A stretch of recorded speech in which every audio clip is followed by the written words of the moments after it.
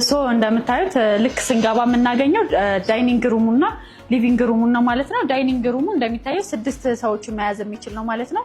ሊቪንግ ሩሙን በጣም ሰፋ ያለና ሲሊንግ ሄይቱ በጣም ከፍታ ያለው ነው እና የተጠቀምናቸው ማቴሪያሎች ደግሞ ኢምፖርትድ ማቴሪያሎች ናቸው።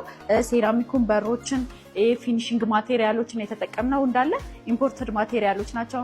እንደምታዩት ደግሞ በሳሎኑ በኩል ደግሞ በልከኒ ይኖረዋል ማለት ነው። ወታችሁ ንፋስ መቀበል ስትፈልጉ በሳሎናችሁ በኩል በልከኒ ይኖረዋል ማለት ነው። ይሄ ደግሞ እንደምታዩት ኦፕን ኪችን ነው ማለት ነው። በጣም ሰፋ ያለ ስፔስ እና ያለው የተጠቀምናቸው ማቴሪያሎች እንደምታዩት ኢምፖርትድ ማቴሪያሎች ነው እንደነገርኳችሁ።